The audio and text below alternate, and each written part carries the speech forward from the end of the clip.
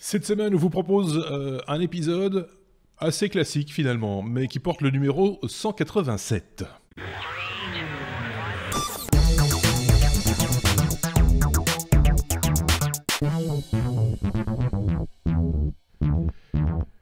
187e épisode des Technos. Je dis classique parce que bon, l'actualité ne se bouscule pas chaque semaine au niveau technologique. Quoi qu'il en soit, nos amis chroniqueurs trouvent toujours de choses à raconter.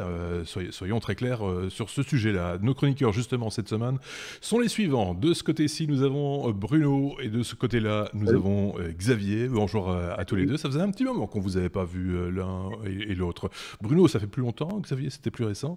On se retrouve ainsi pour parler ensemble nouvelles technologies. On va aborder cette actualité telle que vous l'avez perçue. Je précise à chaque fois qu'on enregistre un épisode des Technos. Je préfère le préciser parce que des fois, qu'on nous dirait « oui, mais vous n'avez pas parlé de ceci » ou « vous n'avez pas parlé de cela ». Ça peut arriver qu'on passe à côté de quelque chose, parce que voilà, c'est comme ça. Nos chroniqueurs ne parlent que de ce dont ils ont envie de parler. C'est comme ça que ça se passe chez nous. Qu'est-ce que je pourrais vous rajouter de plus ? Rien. Merci pour les pouces vers le haut sur YouTube. Merci également, évidemment, pour les étoiles sur les plateformes de podcast habituelles. Courrier des auditeurs. Je ne sais pas s'il y a des gens qui ont relevé, enfin, chez vous, de votre côté, là, vous avez relever des choses un petit peu particulières. On s'est un petit peu fait, une fois de plus, je serais tenté de dire, un petit peu épinglé par rapport au bonus de la semaine dernière. Pourtant, on avait pris soin de le mettre hors de l'épisode. Bonus consacré à la keynote Apple. Il y a quand même quelqu'un qui nous a traité de propagandiste à la solde d'Apple. Qu'est-ce que vous voulez que je vous dise ? Si vous êtes maso et que vous allez sur des vidéos qui ne vous intéressent pas, je ne peux pas faire grand-chose de plus pour vous. Xavier avait un truc à ajouter. Par rapport à ça, en fait, je pense que le gars qui nous avait incendié, il a répondu ensuite sur l'épisode bonus qu'il avait trollé en fait sur l'autre épisode. Précédemment, oui. De trouver ça dans le bonus. Oui. Donc, précédemment. En fait, c'est pas le... Je crois que c'était ça. Quoi. On ne parle pas du même, mais voilà. Donc, des fois, ça se passe bien. Des fois, ça se passe moins bien. Qu'est-ce que vous voulez que je vous dise ? C'est comme ça. Chacun a un petit peu ses opinions. Et c'est bien aussi de les partager. Finalement, quand on a des arguments, on aime autant qu'il y ait des arguments. Nous, on est un petit peu comme ça, on est un petit peu pointu là-dessus. Juste l'insulte, en général, ça passe mal. C'est un petit peu ça le problème. Donc, voilà. Je ne vais pas parler d'Apple. Voilà. Allez, justement, l'abécédaire, tiens, regardez, ça part comme ça. Voilà. Comme Apple, c'est Bruno qui commence. Il a vraiment envie de parler d'Apple, Apple qui a annoncé qu'ils ne communiqueront plus sur les chiffres iPhone. C'est ça, Bruno, si je ne dis pas de bêtises. C'est tout à fait ça, tout à fait.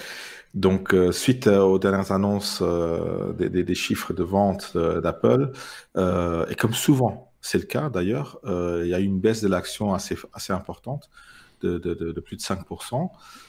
Qui a failli faire baisser la monétisation de la société en dessous du $1 milliard qu'ils ont eu tellement de mal à... Oh, presque la faillite. Presque la faillite. Oh là là là là là.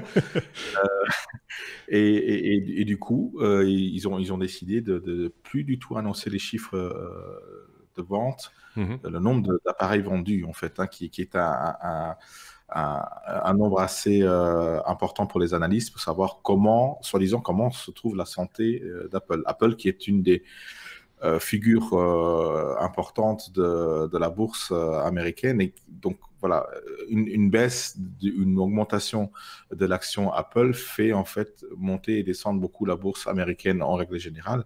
Et donc, les analystes aiment bien se fier à ces chiffres-là. Mais comme l'annonce de ces chiffres sont toujours perçus comme étant négatives, il y a quasi toujours une baisse de l'action Apple suite à l'annonce de ces chiffres-là. Donc, Apple a décidé de ne plus annoncer ces chiffres-là, qui, soi-disant, ne seraient pas révélateurs de la santé d'Apple. Bien entendu, ils ne veulent pas perdre de l'argent. Et suite à l'annonce qu'ils n'allaient pas annoncer les chiffres, l'action a baissé encore une fois et est descendue. Et donc, la monétisation de la société est descendue pour un gros laps de temps en dessous du $1 milliard. Donc, voilà. Mais bon, là... Attention, ne parlez pas en même temps parce que ça pose quelques problèmes. Xavier, je t'écoute. Je dis, dans une semaine, ils vont annoncer qu'ils vont republier les chiffres et ils auront fait une belle opération.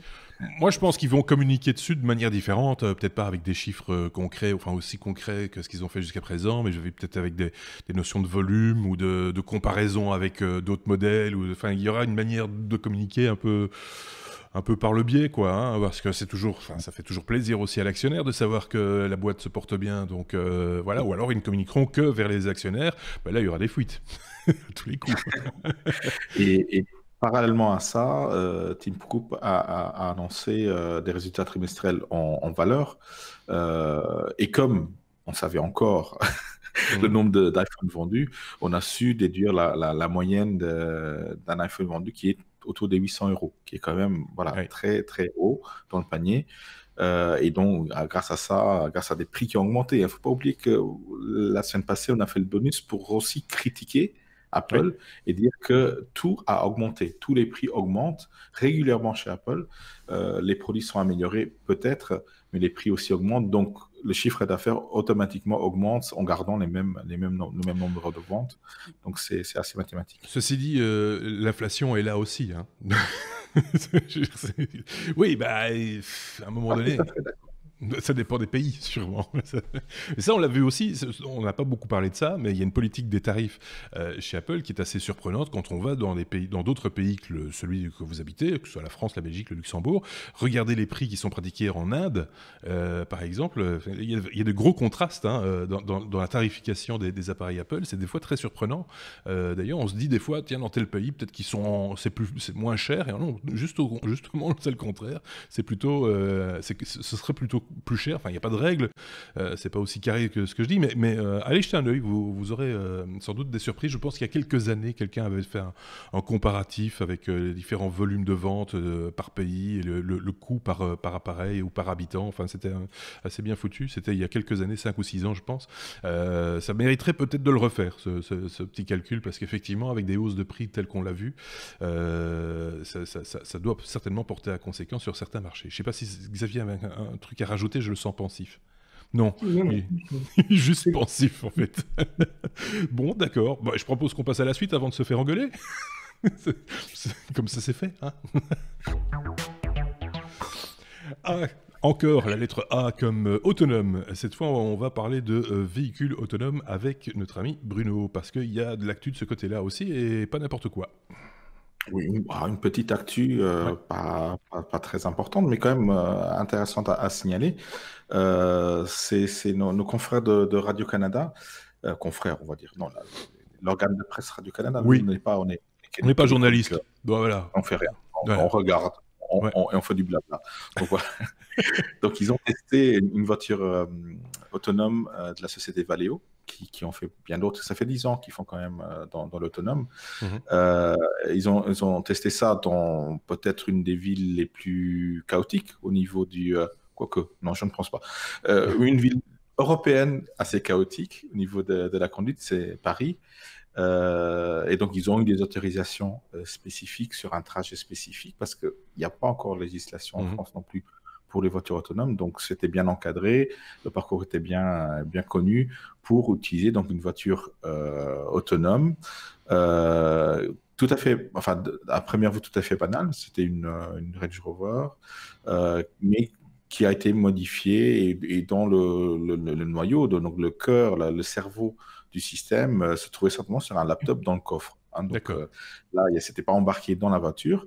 Mais ils ont quand même réussi à éviter pas mal d'accidents à Paris, parce qu'ils ont eu des endroits où ils auraient eu des accidents, et ils ont bien soulevé un fait, c'est que les accidents de la route sont à 90% dus aux facteurs humains. Oui. Donc là, comme il n'y a pas ce facteur humain-là, et on le rappelle, ça évite pas mal d'accidents. Et là, ils ont quand même pu eux-mêmes le prouver sur le terrain. Je pense qu'en 30 minutes, ils ont évité deux grands accidents. Donc, quand même pas mal. Oui, c'est ça. Et ce qui est intéressant aussi, pour avoir lu également l'article, évidemment, comme toutes les sources dont on vous parle, c'est dans notre site, lestechno.be. Vous pouvez suivre cette actualité aussi et aller vous rendre compte par vous-même. Mais il me semble que le responsable donc de cette expérience expliquait également que même s'il y avait une intelligence artificielle, même si c'était un véhicule autonome, il fallait de temps en temps passer au-delà de certaines règles pour arriver à faire en sorte que le véhicule puisse se comporter normalement dans la circulation. Il y a aussi un aspect culturel, on va dire, dans la conduite du véhicule qu'il faut intégrer à un moment donné. C'est pas juste tout droit à gauche, tout droit à droite, etc. Les limitations de vitesse sont pas les mêmes, les panneaux indicateurs sont pas les mêmes d'un pays ou d'une ville à l'autre. La structure même de la ville, on voit bien les villes américaines avec des grands axes très, très perpendiculaires et très en angle droit. Là, en France, à Paris ou dans n'importe quelle ville européenne, on est plutôt sur des choses un peu biscornues et un peu tordues. Donc voilà, tout ça doit s'adapter évidemment, et c'est en ça aussi que l'expérience est intéressante. Soyons clairs. Ce qu'il a souligné le journaliste, c'est justement que en fait, l'intelligence artificielle, parce que si on parle déjà plus d'une intelligence artificielle, va se comporter comme un être humain qui conduit une voiture. C'est-à-dire, il va ne pas être le plus efficace possible, comme le serait une machine, mais il va se mettre à la place d'un être humain pour que les autres automobilistes perçoivent la voiture comme étant conduite par un être humain, en fait. Oui. C'est intéressant comme démarche. Évidemment, pour arriver à ce genre de résultat, il a fallu analyser la conduite de beaucoup de conducteurs dans la circulation, dans la ville, etc. C'est le résultat aussi d'observation. Ça tombe pas du ciel, quoi. Je pense qu'à Paris, il va y avoir des voitures autonomes qui vont beaucoup klaxonner. Et je pense qu'il faut rajouter un petit accessoire pour que ça soit réaliste. Oui, c'est ça. Enfin, il faudrait des bras articulés aux fenêtres pour faire des bras d'honneur et des choses comme ça, par exemple. Un petit panneau à LED. Oui, c'est ça. Mais ceci dit, le klaxon, enfin l'avertisseur, serait peut-être plus utile en Italie, à mon avis. Je le vois bien. Et puis, il faut composer dans la circulation, même pour un humain, c'est déjà pas évident. Alors pour une machine, pensez un peu la problématique, c'est qu'il y a les livreurs en scooter, en vélo, etc.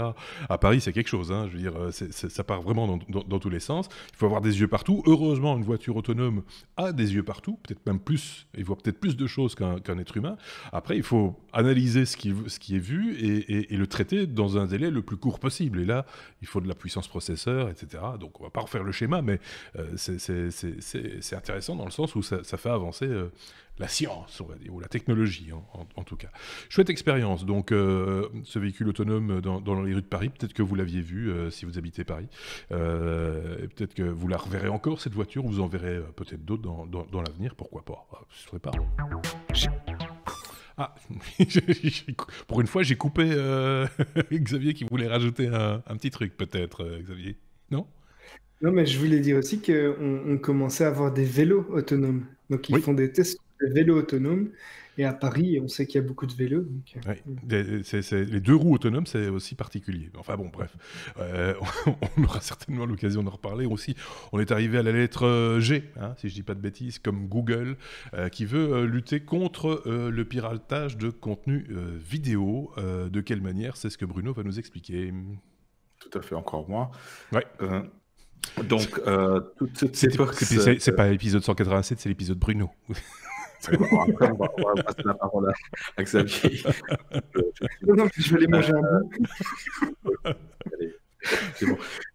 Donc, souvenez-vous, on a parlé souvent de tous ces boîtiers qui permettent de consulter, de streamer du contenu sur nos télés, Apple TV et consorts, donc surtout celles qui sont basées sur le système de Google, donc Android. Et là, donc c'est vraiment Google qui essaye un petit peu d'empêcher le piratage, parce qu'avec les boîtiers Kodi, donc Kodi étant un software de streaming qui, lui, en soi est légal, mais c'est tous ces add-ons, tous ces modules ajoutés à Kodi qui permettent en fait de streamer des sources illégales. C'est ça. D'une manière assez simple. vu que le système est open source. Donc voilà, on s'est assez facilement installé, enfin on s'est développé ces add-ons assez facilement et donc donner des sources de contenu où il n'y a pas de droits d'auteur qui sont payés. C'est surtout ça. C'est des sociétés un peu pirates, hein, on va dire, enfin pas un peu d'ailleurs, qui proposent ce qu'on appelle de l'IPTV. On en a déjà parlé ici avec Sébastien, avec quelques solutions un peu russes.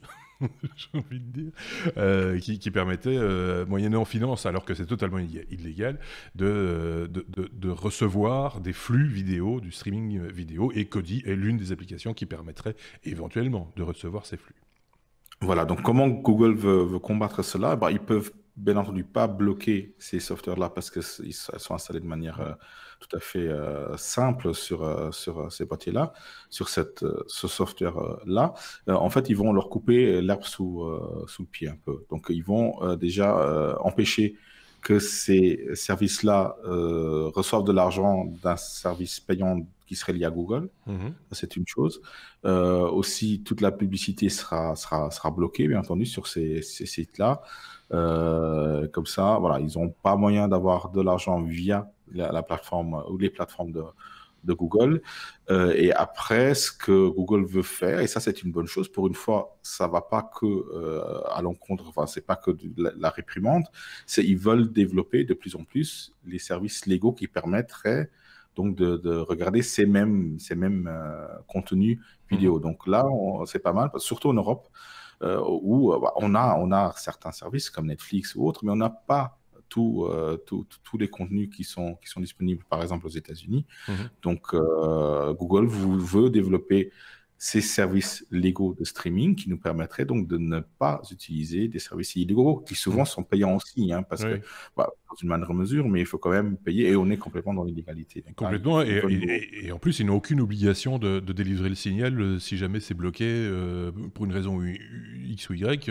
On n'avait aucun recours, hein, soyons clairs. Donc, c'est marrant parce que cette news vient de pair, j'ai envie de dire, avec une autre information hardware que j'ai vu passer cette semaine concernant Raspberry.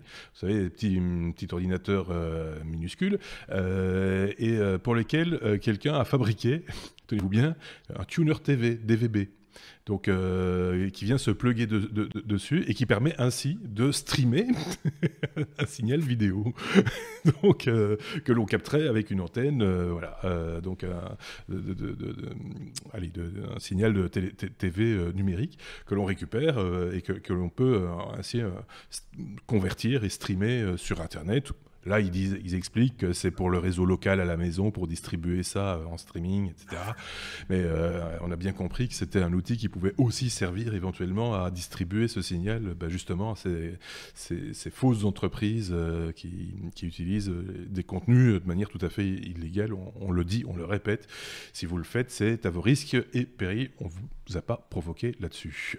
Xavier, il y avait peut-être un truc à rajouter avant que je mette un jingle. Ouais, peut-être pour rebondir sur YouTube, enfin sur Google, justement, je me dis, c'est peut-être quand même pas tout à fait innocent, puisqu'on sait qu'effectivement, YouTube, Google veut lancer YouTube Premium pour le moment et voir ça diffusé au plus grand nombre. Et donc, clairement, l'IPTV les fournisseurs IPTV un peu illégaux deviennent un concurrent, ce qui n'était pas tout à fait le cas avant. Donc, je pense que c'est pas totalement innocent non plus. Si vous ne voyez pas de quoi on parle, IPTV, si vous vivez en France, vous connaissez sans doute Molotov. Molotov, c'est de l'IPTV, hein, mais légal. C'est pas toujours illégal d'ailleurs. Donc voilà. Donc oui, c'est pas toujours illégal. Là, en l'occurrence, en France, ça existe sous la forme légale. Il faut quand même le signaler aussi au passage. I comme IHA. Intelligence artificielle, évidemment, vous êtes dans un podcast technologique et pas équin. Donc, on va parler de la Chine, par exemple. L'intelligence artificielle pourrait remplacer, par exemple, efficacement, j'ai presque envie de dire, des présentateurs télé, Xavier. Oui, en tout cas, dans certains cas. Donc ici, c'est l'agence de presse officielle en Chine. Donc c'est l'agence de presse qui défend les intérêts et qui laisse passer le message, qui est donc chargé de relayer la propagande chinoise, qui s'est associé au moteur de recherche Sogou. pour concevoir une intelligence artificielle qui agit comme un présentateur de JT traditionnel. Donc en fait, il a une apparence tout à fait humaine, avec des réactions physiques telles qu'un présentateur pourrait les avoir. Donc il va hocher la tête, il a une certaine expression dans le regard, il va bouger les sourcils, les lèvres en fonction de ce qui est dit avec la voix qui, elle, est complètement synthétique. Donc, elle a été pensée par les ingénieurs qui ont développé ça. Et en gros, c'est basé un peu, c'est très similaire au deepfake, donc qui permettent de transférer un visage sur un autre. Donc, on a déjà vu des techniques qui permettent, par exemple, à quelqu'un de prendre le visage d'un président ou autre, de parler, de voir le visage qui s'anime en même temps. Donc, c'est un peu similaire à ça. Maintenant, ça fait quand même un petit peu peur, puisque on sait qu'en Chine, il y a quand même des blogueurs, des journalistes qui sont en prison dans des conditions assez déplorables. Et quand on sait en plus que ici, c'est pour relayer des propos qui sont vraiment en ligne avec ce que le pays veut faire passer comme, enfin, les personnes au pouvoir veulent faire passer comme message, quelque part, ils se débarrassent aussi de la conscience. Voilà. Donc ça veut dire que le président pourrait parler en direct à la télévision par le biais de ce faux présentateur. Enfin, voilà, c'est juste... On a un petit problème de son avec Xavier. Chaque fois que je parle, je lui coupe la parole. Donc on va essayer de bien segmenter notre façon de nous exprimer. Donc j'arrête de parler, tu peux parler. Quand tu parles, j'essaie de ne pas parler. Je voulais juste te poser une question. Cette agence de presse chinoise, comment s'appelle-t-elle ? Alors, j'ai plein d'insultes qui me viennent en tête, hein, là, mais je vais pas les dire. Mais en gros, donc pour la petite histoire, j'avais dit à Marc que je trouvais le nom un petit peu marrant et que j'avais peur de le prononcer pour pas trop rire, parce que en gros, j'ai l'impression que le nom de l'agence de presse se prononce en chinois. Donc, c'est une agence chinoise dont le nom ressemble fort à chinois. Voilà. Ça nous a fait beaucoup rire. On est bêtes des fois, hein, mais voilà. Donc un présentateur virtuel qui va faire le boulot et qui aura pas de, voilà, qui le fera sans aucun. Voilà. Ceci dit, de temps en temps, il y a des chaînes de télévision dans le monde, hein, pas nécessairement chez nous, mais où le présentateur dit de grosses conneries de manière tout à fait délibérée. Hein. Il suffit de regarder Fox News, par exemple. Enfin, je dis ça, je dis rien. Enfin, on peut passer à la suite, peut-être. Tiens, encore IA. C'est encore de l'intelligence artificielle, deux news que nous apporte Xavier. Et là, du coup, on revient en Europe, où on s'en sert, par exemple, de l'intelligence artificielle pour les contrôles frontaliers, par exemple. Là, c'est peut-être pour un usage beaucoup plus louable, enfin en tout cas c'est mon avis. Donc ici, c'est une intelligence artificielle qui s'appelle iBorder Control, qui est destinée à contrôler les mensonges aux postes frontaliers de l'espace Schengen.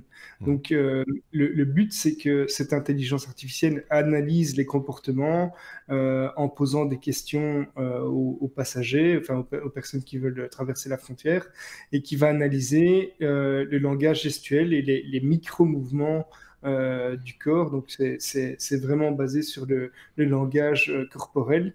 Et en cas de détection de mensonge, à ce moment-là, ils vont appeler un humain pour vérifier l'identité, analyser les bagages, le contenu des bagages, etc. Sinon, les personnes vont recevoir un code QR et vont pouvoir passer le reste des contrôles sans autre formalité. Donc là, c'est vraiment l'importance du langage non verbal. Apparemment, ils veulent atteindre un taux de détection de 85% des mensonges. Pour le moment, ils arriveraient apparemment à 76%. Ils ont investi 5 millions d'euros dans cette intelligence artificielle et il va y avoir un premier test pendant 6 mois en Hongrie, en Lettonie et en Grèce sur 4 points de passage. Donc effectivement, ça pourrait fortement faciliter le travail des douaniers ou des personnes qui contrôlent l'espace frontalier. Donc je pense que c'est un bon outil en soi.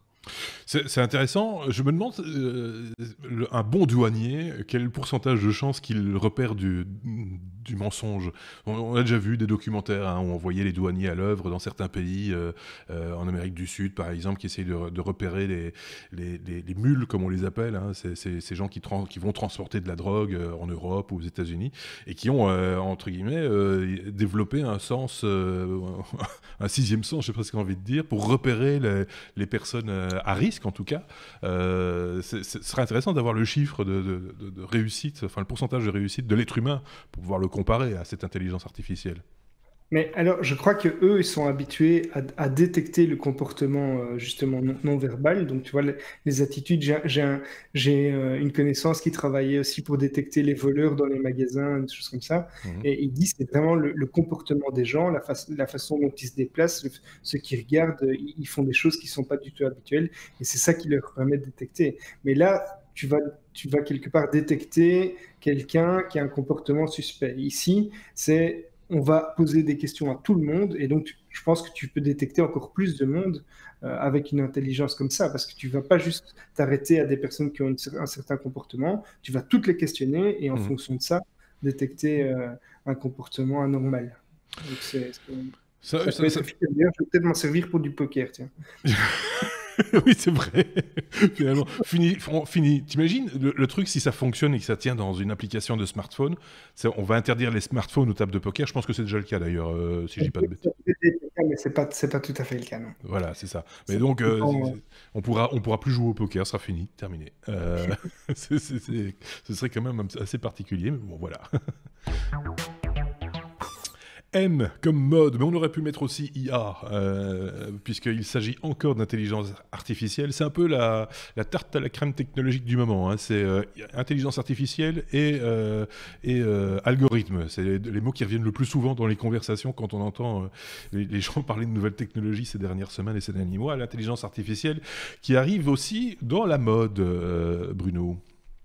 Oui, tout à fait. Oui, j'ai un peu caché l'intelligence artificielle dans le M de mode. Pourquoi? Parce que en fait, c'est une société qui fait des vêtements depuis pas mal d'années, depuis 18 ans, Yoox, qui a utilisé donc des algorithmes et de l'intelligence artificielle, donc justement, pour croiser des données tirées d'images et de textes venant de grands blogueurs et influenceurs de la mode, pour en tirer des conclusions sur ce que devrait être la prochaine collection de cette maison. Donc ces informations-là, donc où on dit quelle couleur utiliser pour quel type de vêtements, ce qui est à la mode, pour les hommes, pour les femmes, etc. Donc tout ça a été fourni à une équipe qui en a après fait une collection. Donc c'est pas l'intelligence artificielle elle-même qui a fait les collections, qui a dessiné les vêtements, mais c'est juste donc l'idée de vers où on doit aller, quelle couleur on doit utiliser, quelle forme de vêtements, etc. Donc tout ça a été influencé en tirant donc des informations d'images et de textes de blogueurs. C'est plus un outil d'analyse à ce moment-là, c'est plus des data scientists, hein, quelque part, qui analysent le comportement des influenceurs sur Instagram, par exemple, pour voir un peu quelles sont les tendances futures, quoi. C'est ça l'idée. Voilà. Imaginez que des êtres humains doivent analyser ces milliers de données-là, c'est simplement impossible. Donc là, voilà, le logiciel peut faire ça de manière assez simple, on va dire, de manière contrôlée en temps et en ressources, pour avoir un résultat facile à analyser et facile à interpréter par des êtres humains. Ceci dit, il y a toujours un pourcentage de chance pour que ça fonctionne pas, hein. Il suffit des fois simplement d'un événement dans le monde pour que du coup ce soit pas le bleu ciel qui devienne à la mode, mais le jaune par exemple, ou des choses comme ça. Enfin, tout peut changer très très vite, surtout dans la mode. D'autant plus que je pense que dans la mode, on anticipe, en tout cas les spécialistes anticipent des fois 2 ou 3 saisons à l'avance. Les changements de mode justement, donc ça doit pas être évident de l'interpréter aujourd'hui, quoi. Xavier, qui se sent déjà à la mode. Non, mais c'est marrant parce qu'à côté de ça, il y a des intelligences artificielles qui servent d'influenceurs sur les réseaux sociaux, donc des fausses personnes qui influencent et qui essayent de justement faire changer les tendances et influencer. Je propose une lutte, on continue à s'habiller comme on s'habille et on les laisse se débrouiller entre eux. Hein. On va attendre que ça retombe au bon moment. Si vous avez l'image et que vous voyez mon petit camarade Bruno, il est plutôt de ce côté-ci, être un petit peu perturbé, c'est parce que le chat est en train de casser la maison, mais de A à Z. Je l'entends, moi, dans mon oreillette. C'est exactement ça. Le chat fait la fête, il en profite, il se dit « Ah, papa est en train de faire l'idiot devant sa webcam, je vais pouvoir démonter la cuisine ou le salon ou que sais-je. » Qu'il vienne, hein, on l'invite au chat à s'exprimer s'il en a envie. Il est évidemment le bienvenu. On passe à la lettre suivante. C'est le chat de les technos. Oui. La lettre M. M comme monnaie. Alors, ça, c'est le truc qui fait le buzz, comme on dit. Hein. On le dit encore, ça fait un peu ringard, mais c'est le buzz de la semaine. Cette histoire d'anciens de chez PayPal qui lancent une nouvelle monnaie, en fait. Hein. C'est ça l'idée. Et je dois avouer que je maîtrise pas totalement le sujet, donc je vais reprendre aussi certains propos que Sébastien, notre ami des cryptos, oui. a tenu dans notre chat interne au techno. Mais donc, tout d'abord, pour présenter la chose, vous avez certainement vu ça si vous êtes un peu sur les réseaux sociaux pour le moment. Il y a des anciens de PayPal, donc c'est le nom exact, c'est Sar Wilf, qui est un ancien de PayPal qui avait revendu son business de détection de la fraude, qui, avec un économiste, essaye de lancer une nouvelle monnaie digitale qui s'appelle c'est l'initiative Q, et la monnaie va s'appeler le Q. Donc c'est des tokens. C'est basé pour le moment sur rien. Donc ils sont en train de collecter des adresses mail de tout le monde. Ça va fonctionner sur un peu du référencement dans un premier temps, et puis des tâches futures qui seront sans doute, par exemple, le fait de devoir installer certaines applications ou autres, et ils espèrent arriver à ce que 1 Q vale $1. Et la promesse, c'est quoi? C'est que si vous vous inscrivez maintenant, vous allez recevoir un certain nombre de Q, on parle de dizaines de milliers de Q, et donc qui auraient une valeur plus tard de plusieurs dizaines de milliers de dollars.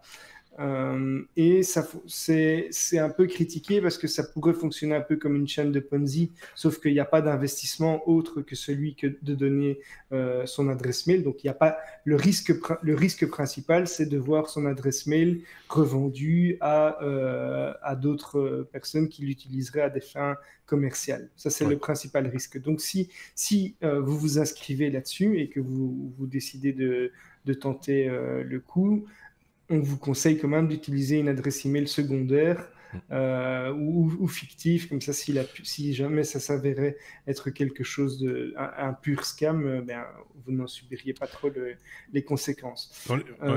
On est bien d'accord que c'est pas une crypto-monnaie, hein. Ça surfe sur Alors c'est justement ça. Donc la réponse un peu de Seb là-dessus, c'est que attention, c'est pas une crypto-monnaie, c'est même quelque part interdit, puisque en fait ils essayent de construire une monnaie privée, hein, puisque c'est eux qui vont réguler la chose, c'est une entreprise privée derrière, et ça, c'est interdit. Et la différence avec les crypto-monnaies, c'est que là, c'est complètement décentralisé, et donc, ils ont réussi à contourner cette interdiction avec les crypto-monnaies. Donc, confier sa monnaie ou une politique monétaire à une entreprise privée, apparemment c'est un peu risqué. Donc Seb, lui, est vraiment contre cette initiative. J'avoue que moi, c'est quelqu'un qui est quand même assez lié au techno aussi, qui m'en avait parlé. J'ai moi-même relayé l'info, et c'est un peu là-dessus sur ce principe-là que ça se base, oui, et ça fait vraiment le buzz. Donc, ça joue sur le parrainage, en gros. Hein, voilà, ça joue sur le parrainage, et en gros, il joue un peu sur l'idée, voilà, vous n'avez pas grand-chose à perdre, et au pire, au mieux, vous gagneriez quelques tokens qui peuvent avoir une certaine valeur. Ce serait très étonnant que ça arrive aux valeurs qu'ils annoncent, mais c'est là-dessus qu'ils jouent en tout cas. Donc voilà, ça peut faire débat. Mais ça fait le buzz en tout cas. Moi qui suis d'une prudence de chat, j'ai envie de dire, quand j'ai vu ce truc-là, je me suis dit aïe. Ça sent mauvais, ça va passer aux actualités dans 2 semaines, ce truc. Je sais pas, il y a un côté... Et en même temps, J'exagère peut-être. Ils jouent sur leur notoriété. Hein. Tu vois, Oui. ils ont réussi à faire un truc avec... c'est des anciens de PayPal. Et bon, quand on dit c'est un ancien de Google, Apple, PayPal, Facebook et tout ça, ça fait toujours très bien. Et donc, les gens font un peu plus confiance à cause de ça. Ou grâce à ça, on verra. PayPal ne s'est pas défendu en disant non, on les connaît pas. Ou si, on les connaît, on les a virés il y a 2 ans parce qu'ils piquaient dans la caisse. Ou, non, mais on sait jamais. Ça peut aussi arriver. Quoi, hein, parce que finalement, n'importe qui peut débarquer sur la place publique demain et dire moi, je viens, j'ai travaillé pour machin strophe, pour une raison X ou Y, il a peut-être bossé 2 heures en freelance à un moment donné. Hein, donc, on peut pas le démentir. Et en même temps, voilà, il utilise la notoriété de la boîte. Ça peut arriver, c'est déjà arrivé d'ailleurs. À suivre, j'ai envie de dire, d'un œil curieux, mais sans plus. Voilà, moi c'est la curiosité qui m'a poussé à ça, et mon adresse mail est déjà de toute façon tellement voilà. Si on peut donner un conseil, si on vous invite à vous inscrire, créez-vous une adresse mail Gmail, ce sera toujours une de plus chez Google pour l'utiliser, comme ça vous êtes un petit peu à l'écart des éventuels problèmes à venir éventuellement. Bruno, tu voulais rajouter un truc? Oui, sinon l'adresse mail de Xavier, c'est... Je vais pas le dire. Le numéro de téléphone de Xavier, c'est...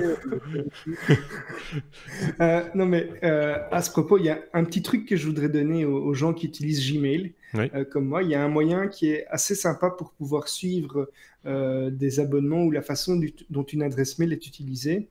En fait, quand vous avez une adresse mail Gmail, je prends par exemple je prends dupont@gmail.com, vous pouvez rajouter un plus. Donc, vous pouvez faire Dupont plus, j'invente, publicité@gmail.com.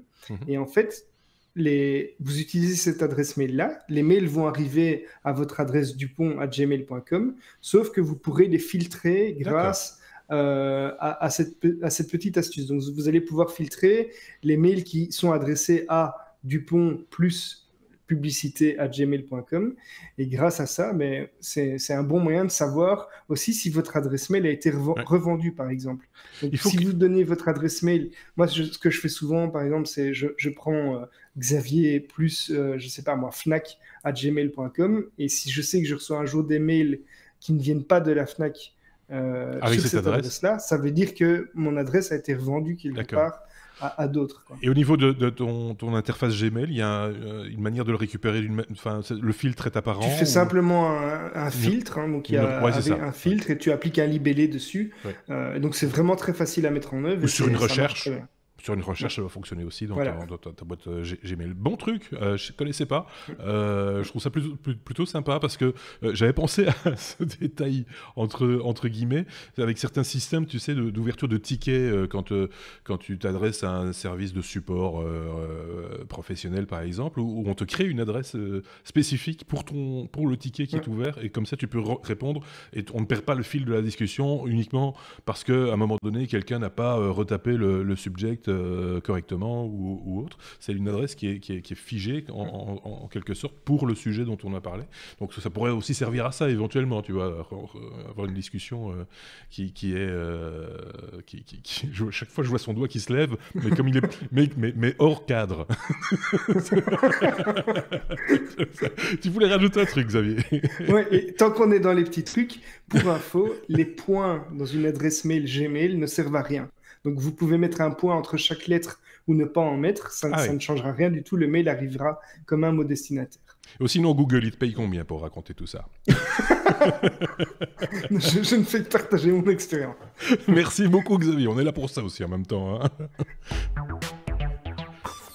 On est à la lettre S. S comme santé, et Dieu si c'est important, la santé. Hein. Quand Twitter permet de surveiller, par exemple, des épidémies, ça arrive, effectivement, et c'est Xavier, encore une fois, qui va nous en parler. Voilà, c'est selon Santé publique France. Voilà. Justement, je crois que je vais tweeter bientôt. Selon Santé publique France, Twitter pourrait aider à surveiller les épidémies parce qu'en fait, ils ont remarqué que les les épidémies de grippe pas facile, sont surveillées grâce à des réseaux comme celui de SOS Médecins pour les consultations médicales ou bien Au Secours pour les recours aux urgences. Et en fait, une étude de santé publique qui a analysé plus de 200 000 tweets qui sont relatifs à la grippe. Donc les gens disent ah, je me sens j'ai un peu mal de tête, j'ai de la fièvre, etc. Et ils ont remarqué en fait en analysant la date de publication et en les comparant aux statistiques des analyses plus sérieuses, en fait, ils montrent que les courbes sont vraiment complètement parallèles. Et donc, grâce à ça, ils se rendent compte qu'ils vont pouvoir analyser et suivre les tendances pour d'autres épidémies, comme par exemple, j'ai plus les noms d'autres, comme le dengue, le choléra ou ce genre de choses. Et en fait, ils vont pouvoir anticiper ça beaucoup plus vite que les analyses en direct, puisque avec Twitter, on est dans l'instantané, c'est majoritairement utilisé par des 16-44 ans, et donc ces infos sont assez fiables. Ouais. Ça me fait penser un peu à ce qu'avait mis en place plusieurs années d'affilée, d'ailleurs Google, sur leur moteur de recherche, il y avait possibilité d'avoir accès aux statistiques de recherche, et effectivement, quand les gens cherchaient des remèdes sur Google à différentes maladies, en particulier la grippe, on pouvait en déduire qu'il y avait une recrudescence de grippe dans telle région du monde ou à tel endroit, et avec une fiabilité qui était du même ordre, hein, qui était aussi pointue que celle-là. Et plus récemment, mais alors là ça n'a plus rien à voir avec la santé, il y a aussi un outil de tendance sur les réseaux sociaux et sur les moteurs de recherche, je ne sais plus exactement si c'est chez Google ou ailleurs, qui permet de définir également si les gens commencent à penser aux fêtes de Noël ou pas. Et on voit qu'il y a une légère tendance, une légère augmentation sur les recherches de chansons de Noël. Déjà maintenant, j'ai vu ça là tantôt, j'étais mort de rire. Quand on travaille un petit peu dans le milieu de la radio, etc., c'est le genre d'indications qui peuvent être intéressantes. Les gens qui cherchent tel type de musique, autant la diffuser à ce moment-là à la radio, tant qu'à faire. C'est peut-être un petit peu tôt pour passer Maria Carey, par exemple, dans l'année, mais ça veut dire que les gens commencent à avoir envie de chansons de Noël au mois de novembre. C'est de plus en plus tôt, que voulez-vous, mais voilà, pourquoi pas finalement. Comme quoi, c'est les réseaux sociaux, les moteurs de recherche, etc. Il y a du data, on le dit chaque fois, hein, beaucoup plus sérieusement, mais des data très exploitables et qui ont une valeur économique aussi, parce que qui dit, par exemple ici, épidémie de quelque chose, ça veut dire aussi derrière industrie pharmaceutique qui produit des vaccins, qui produit, voilà, donc toute une machine peut se mettre en route à un moment donné sur base de ces informations. Je ne sais pas si Bruno avait envie de rajouter un truc. Non, non, Maria Carey. Bruno, il est en train de regarder pour des boules de Noël solides pour que ton chat les casse pas. Oui, c'est ça. Voilà, par exemple, tu vois, t'imagines, on pourrait faire des filtres pour voir si les gens commencent à chercher des boules de Noël, c'est que ça commence à être là, il va falloir mettre des sapins dans les magasins. Il a un chat. Oui, et puis il va falloir commencer à mettre les sapins dans les magasins, quoi. Commençons à tronçonner. Ça veut dire ça aussi. Que dans certains pays d'Asie, ils sont déjà en train de mettre les décorations de Noël. Hein. Ah, je connais des gens complètement frappadingues qui ont déjà commencé le mois dernier, monsieur, qui sont accros à Noël et qui courent jusqu'au mois de mars. Dans leur tête, ils sont à Noël pendant 6 mois de l'année. J'en connais. Si. Ceux qui me connaissent et qui regardent le podcast vont se dire je sais de qui il parle. Mais voilà. On avait un truc à rajouter là-dessus. C'est sympa comme news, j'aime bien. On a mis le lien évidemment dans le blog, hein, lestechno.be, ainsi que en commentaire, enfin pas en commentaire, en description de cette vidéo sur SoundCloud et sur YouTube. Tiens, on va passer à la lettre suivante. S comme smartphone. Il y a 2-3 trucs à dire sur les smartphones cette semaine. On ne va pas revenir évidemment sur Apple. Hein. On ne parle pas d'iPhone ici. D'ailleurs, il n'y avait pas d'annonce iPhone récente. Mais au niveau des news qui circulent depuis le milieu de cette semaine, on parle de plus en plus, par exemple, hein, d'écrans qui se plient. On parle beaucoup de Samsung dans ce domaine-là. Et pourtant, surprise, c'est peut-être pas Samsung qui est le premier à proposer un appareil avec un écran pliant. Bruno. Tout à fait. C'est une autre marque que moi-même je ne connaissais pas. Je pense que très peu de gens vont la connaître. C'est Royol. Vous connaissez? Non. Royol. C'est les premiers à avoir commercialisé un smartphone ou une tablette, peu importe comment on va l'appeler, ou quelque chose entre les deux, avec un écran qui est pliable, plié d'une manière ou d'une autre. Donc, c'est les premiers. Suite à ça, Samsung a fait une petite présentation où ils ont présenté leur écran pliables aussi, mais donc ils sont en retard sur la commercialisation. C'est plus les premiers qui ont commercialisé cela. Après l'exécution de Royol, à mon avis, il ne va pas plaire à tout le monde parce que c'est franchement pas très joli. Et c'est avec Android 5.0. Peu importe avec quelle version. Mais suite à ça, donc Samsung qui a fait une présentation, quand ils ont présenté leur smartphone à écran pliable, donc c'est un smartphone qui a 2 écrans, un écran petit quand le smartphone est fermé et l'intérieur du smartphone s'ouvre en écran de taille d'une petite tablette. Ils l'ont fait dans une pénombre, dans une quasi-obscurité sur scène pour ne pas montrer à quel point l'appareil était moche, probablement. Parce qu'on a quand même aperçu un petit peu les contours et du design. Soit ils ne veulent pas montrer le design, parce que voilà, ils veulent montrer quelque chose d'intéressant, soit ils ne sont pas très fiers de leur design et ne veulent pas le montrer. Donc voilà, on ne sait pas vraiment ce que ça va donner chez Samsung. Chez Royol, on sait ce que ça donne. Ils ne veulent pas le vendre. Mais le grand risque, c'est que si un nom aussi important que Samsung fait un flop sur ce genre de technologie, tous les autres grands noms vont avoir du mal à imposer leurs produits. Donc, ouais, Samsung, Royol, autant on ne les connaît pas, s'ils ont du succès avec leur appareil, très bien. S'ils ont un flop, on s'en fout. Mais Samsung, c'est pas ça. Hein. Alors, de nouveau, je veux dire, c'est un peu l'histoire de l'écran pliant. Depuis qu'on en parle, chaque fois, je me pose la même question, mais à quoi ça va servir? Surtout, plié comme Royol le plie, c'est-à-dire vers l'extérieur. C'est-à-dire, c'est pas un truc qui se plie vers l'intérieur comme un livre. Non, imaginez, c'est comme si vous aviez un bouquin que vous ouvriez avec les pages vers l'extérieur, la couverture à l'intérieur. Donc, ça n'a aucun intérêt. Enfin, il faut Royol, ça n'a aucun intérêt. Il faudra voir ce que Samsung va en faire ou d'autres fabricants. Ils vont en faire un portefeuille. Oui, ça ressemble un peu à un gros porte-monnaie, vous voyez, quand c'est plié comme ça. Comme c'est de toute façon gros, autant mettre tes billets dedans. En plus de ça, j'avais lu un commentaire de quelqu'un qui l'avait vu fonctionner. Apparemment, la version d'Android est un petit peu... ça rame un petit peu. C'est vraiment question de... Voilà, on est le premier à l'avoir fait. Ils font parler d'eux, bravo. D'un point de vue pur com, pas mal. Mais je pense qu'on va les oublier tout aussi vite. Voilà, on va quand même juste donner le nom de l'appareil. C'est le FlexiPay. Le Royol. FlexiPay. D'accord. FlexiPay, je ne sais pas. Et qui sera vendu à 1134 € quand même. Bah voyons. Après, on vient dire qu'Apple bien mettre dedans. Hein, oui, c'est ça. Après, on vient dire qu'Apple fait des produits chers. Non, mais il casse quand on les plie. Pour moi, c'est plutôt le challenge technologique qui est intéressant parce que je ne sais pas si pour un smartphone, il y aura un usage directement intéressant, mais on va pouvoir imaginer, il y a déjà des concepts de bracelets, enfin de montres où l'écran est en fait tout le bracelet, ce genre de choses. Et là, les écrans flexibles ont déjà peut-être un peu plus d'intérêt. Peut-être, oui. En parlant d'écran, il y a une nette évolution dans tout ce qui se tourne autour des écrans des smartphones, justement.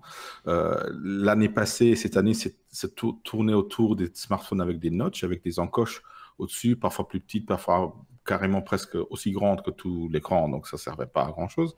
Là, certains constructeurs sont vraiment en train de réfléchir un peu à l'envers, et c'est assez intéressant. J'ai noté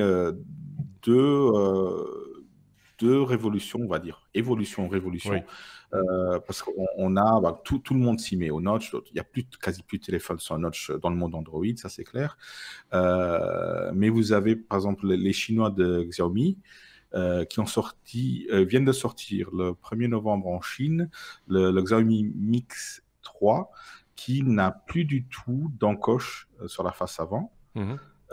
Qui a un système de clapet, donc on fait glisser l'écran et les caméras sont de manière mécanique mises à jour, donc mises à nu. Donc ça, c'est une des solutions assez intéressantes parce qu'il n'y a pas de moteur, parce qu'il y a d'autres marques comme Oppo, une marque assez connue aussi en Asie, qui ont des systèmes motorisés qui font sortir les caméras, mais là, le problème de fiabilité qui est dangereux. Ici, c'est comme les anciens Nokia qu'on fait slider, c'est exactement ça. Et surtout, c'est un flagship qui embarque toutes les technologies avec beaucoup de mémoire à moins de 500 €. Donc ça, c'est vraiment quelque chose de très intéressant.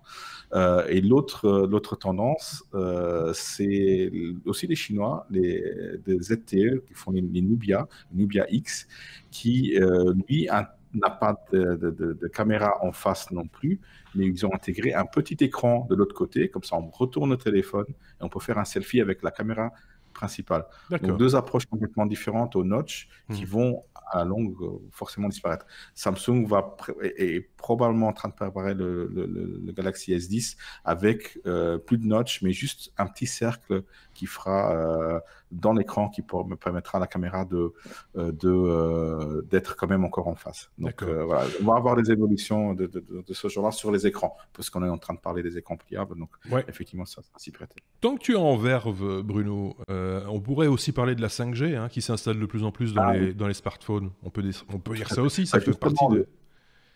Voilà, donc la 5G, ça sera un peu la prochaine révolution au niveau des réseaux pour nous. Donc pour l'Europe, elle est annoncée pour 2021 normalement.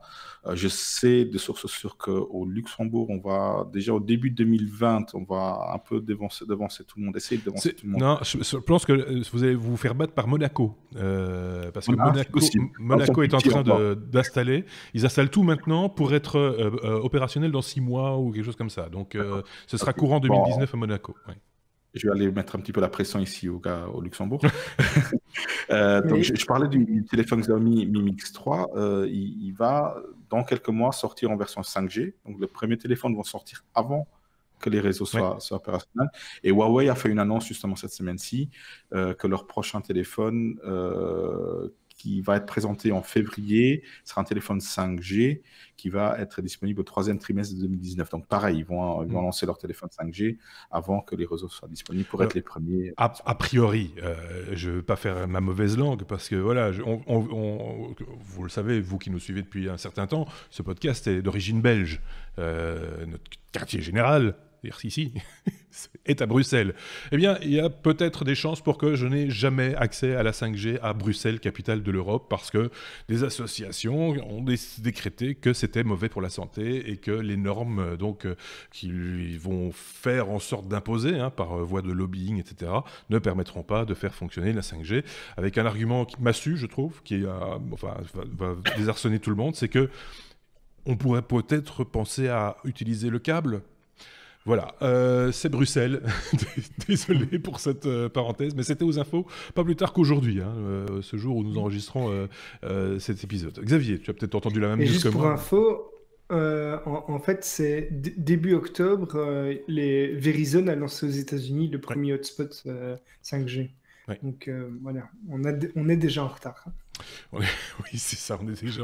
On va. Moi, je pense que on va garder notre retard. Protégeons ce retard. Voilà. Donc voilà, c'est un petit peu le micro coup de gueule parce que finalement, c'est vrai que Bruxelles, c'est toujours qu'un million de personnes. Hein. Voilà, c'est toujours que la capitale de l'Europe, donc on peut se permettre de faire n'importe quoi en même temps. Hein. Par exemple. Ah bah oui. Allez, on en est à la lettre W comme Wi-Fi. C'est qui s'en parle ? C'est Xavier qui nous parle d'un projet européen pour le Wi-Fi public en Europe. Je vais juste une micro j'espère ne pas spoiler ta news, Xavier. J'ai appris aujourd'hui que Proximus, l'opérateur principal, on va dire, de téléphonie mobile en Belgique, arrêtait le service Phone, F-O-N, qui permettait d'avoir accès avec son téléphone portable à un réseau Wi-Fi qui faisait partie du même réseau, etc. Ils arrêtent ça au mois de janvier, je pense, si je dis pas de alors c'est remplacé, à mon avis, par Smart Wi-Fi. Sans doute, peut-être. Donc je pense que, à mon avis, c'est juste ils doivent arrêter. J'ai pas lu la news, mais j'extrapole et je pense que ils doivent sans doute arrêter leur collaboration avec le réseau Phone qui lui est européen, international. Ouais. Voilà, et sans doute continuer simplement avec le Smart Wi-Fi, qui est leur service à eux, quoi. D'accord, ok. Bon, ben voilà, c'est une petite news pour nos auditeurs belges par la même occasion. Donc, je voulais nous parler d'un projet européen pour le coup. Oui, donc en fait, en juin, il y a une initiative ratée par l'Europe qui s'appelle Wi-Fi for EU, pardon, donc qui a pour but de faire un Wi-Fi gratuit pour les Européens dans les espaces publics. Ça avait été donc lancé avant l'été, ça avait raté à cause d'un incident technique. Mais la Commission européenne a relancé maintenant un appel à candidature et en gros, ils vont distribuer 2800 coupons d'une valeur de 15 000 € pour des communes qui vont faire une installation publique du Wi-Fi dans leurs espaces publics, avec pour objectif d'équiper à terme entre 6 et 8 000 communes, et ces coupons seront distribués de manière plus ou moins équitable entre les différentes régions. Donc chaque État membre aura la possibilité de bénéficier d'un certain nombre de bons, et le but c'est vraiment de rendre accessible le Wi-Fi un peu dans tous les espaces publics de la région européenne, et quels que soient les moyens du pays ou de la commune, quoi. Moi, je trouve que c'est plus. Je serais tout à fait d'avis de dire que l'accès au réseau devrait être quelque chose pas obligatoire, mais accessible à tout le monde. Comme on a accès comme la radio ou la télé, voilà, la télé publique l'ont été, le Wi-Fi maintenant. Une espèce de mascarine. C'est un moyen d'information, voilà. Quoi. Et donc, exactement. Et donc que ce moyen d'information soit, c'est un droit, que ce droit soit, même si c'est pour avoir on va dire une connexion qui permet peut-être pas de regarder de la vidéo en 4K, mais au moins d'avoir accès à l'information, ça me paraîtrait tout à fait justifié, quoi.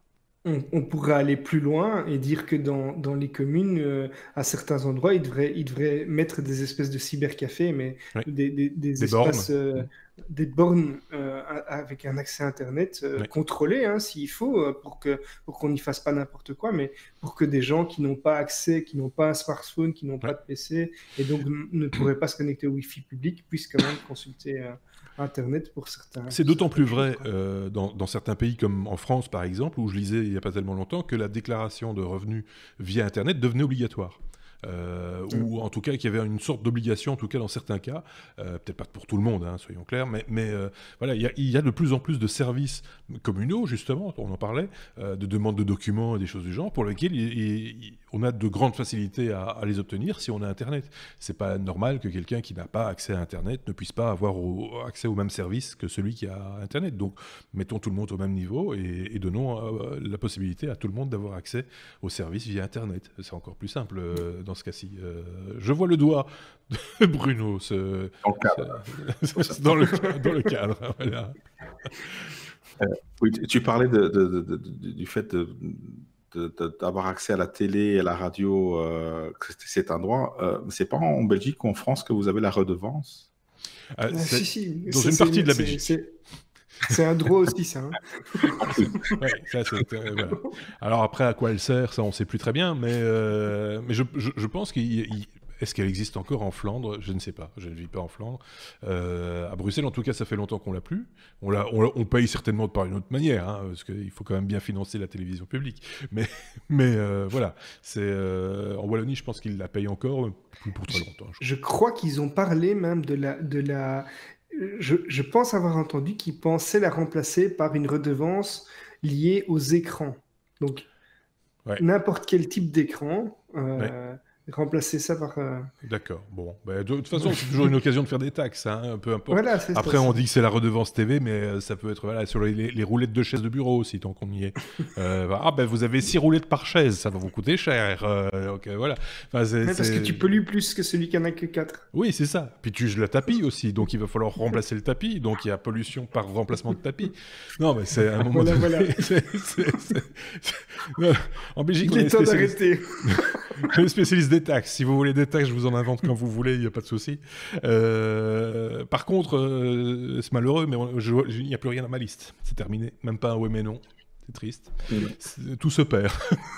C'est parce qu'il faut une taxe au oui mais non. Plus d'argent pour le oui mais non. Voilà, c'est ça. Mais comme je l'avais dit au tout début, nos amis ne parlent que ce dont ils ont envie de parler. Et donc, il n'y a pas de oui mais non cette semaine. Il y en aura peut-être 2 la semaine prochaine. Il y en avait 2 la semaine passée d'ailleurs, je pense.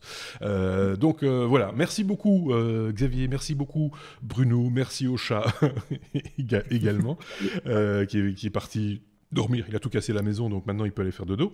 Qu'est-ce que je voulais vous dire encore? Merci de vos commentaires, on essaye de les lire tous.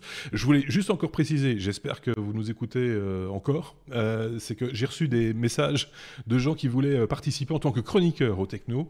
Je promets de répondre, je vais essayer de faire ça ce week-end, de vous envoyer une réponse et on va s'organiser, on va voir si on peut, comment on peut s'arranger, etc. pour faire un petit test ou éventuellement que vous nous envoyez une vidéo ou du son ou peu importe. Voilà, donc vous êtes. Et comme dirait Seb, si tu es blonde. Et... Oui, mais alors là, cette fois-là, ça nous a amené du monde, mais pas celui qu'on attendait. Donc voilà. Évidemment, on est toujours en attente d'une chroniqueuse parce qu'on a l'impression comme ça qu'on est une bande de machos. Voilà, non, pas du tout. C'est juste que. Pas que l'impression. C'est pas qu'une impression, mais le problème, c'est qu'on ne connaît personne qui a envie de parler technologie. Voilà, donc... Je pense que le problème, c'est que les personnes n'ont pas envie de parler technologie avec nous. Oui, c'est peut-être ça. C'est peut-être ça le problème. Ou avec vous. Avec moi, peut-être. On ne sait pas. Hein. Bon. Quoi qu'il en soit, on essaie de répondre à tout le monde, même en privé. Donc, mais ça prend un petit peu de temps parce que vous le savez, on fait ça un peu en plus de toutes nos occupations professionnelles, familiales et autres. Et donc, ça prend un petit peu de temps des fois pour répondre, mais on n'oublie personne, effectivement, évidemment. Merci en tout cas à vous de nous avoir suivis une fois de plus. N'hésitez pas à partager ce podcast avec vos amis si vous avez des amis. Merci à Xavier, merci à Bruno. À très bientôt. Au revoir.